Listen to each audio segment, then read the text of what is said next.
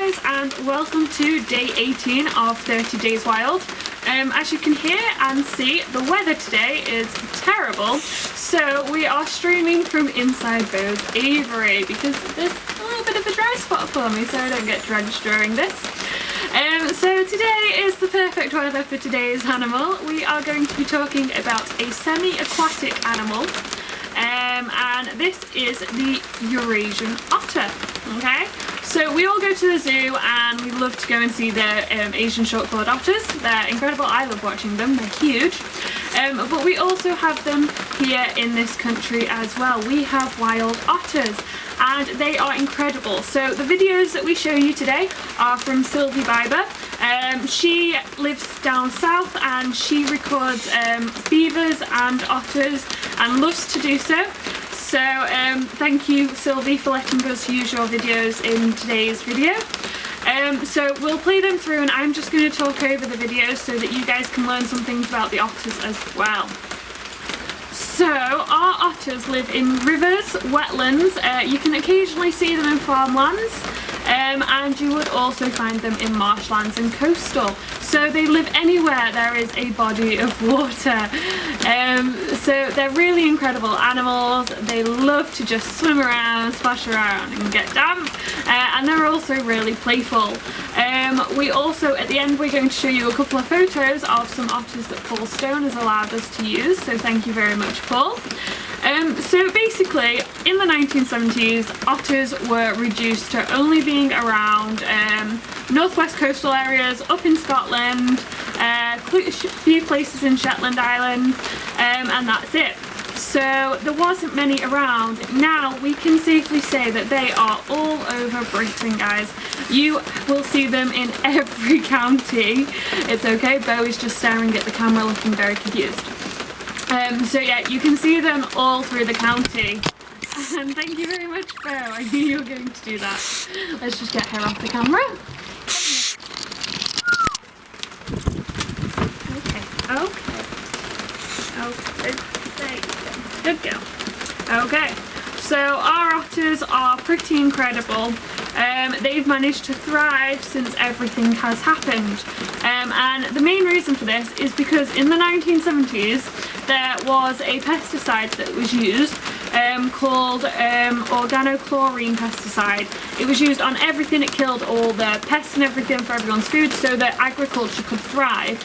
Unfortunately, the runoff from this was polluting all of our water sources for our otters. That was one reason they declined. The other reason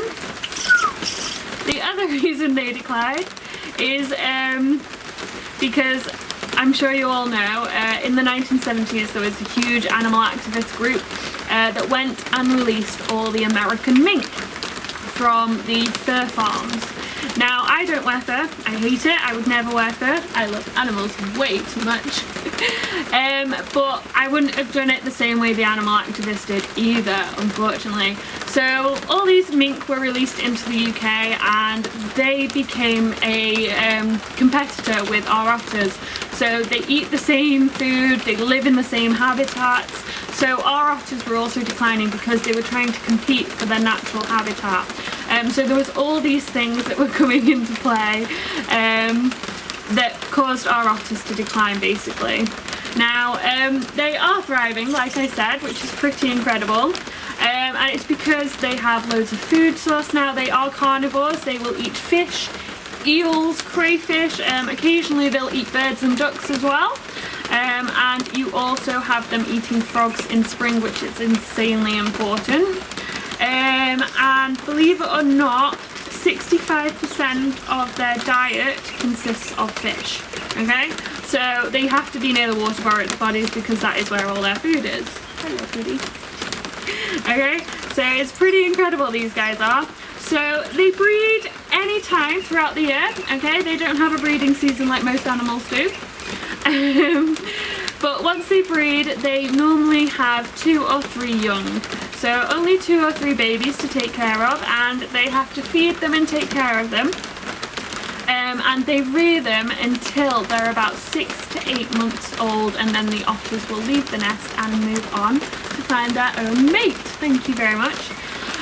These guys can live up to 10 years, so they are around for quite a while, but they are strictly protected, so please do not go catching one or anything like that. It's illegal to disturb them, it's illegal to injure them, it's illegal to sell them, so make sure that they are, you can watch them from a distance, it's not illegal to go looking for them, but please don't intervene with anything, let nature do its thing. These guys are the top of the food chain, they are the apex predator, nothing really hunts them, so they are a pretty incredible animal. The current threat these guys face is still pollution, unfortunately. Littering is a big one.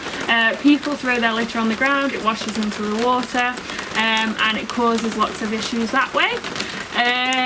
Pollution is also still caused by pesticides. Farmers still use certain types of pesticides, and also poisoning. These guys, people put down rat poison and stuff like that. Unfortunately, otters do occasionally pick it up as well. And plus, I forgot my train of thought, thanks Phil. Another thing with otters is fisheries are a big threat. So people think otters are going to come in and eat all the fish in their lake, and then they're not going to make any profit off fishing and stuff like that. This hasn't actually been proven. Otters will come around and eat some food, but they're not opportunistic. They will just eat when they're hungry. They won't eat for fun, and they won't kill for fun. And normally they will move on quite happily. So otters can travel roughly 20 miles a day in water areas, which is pretty incredible. They're also territorial, so if you find any otter poo or anything like that, then they are probably marking their territory. When they nest around that area.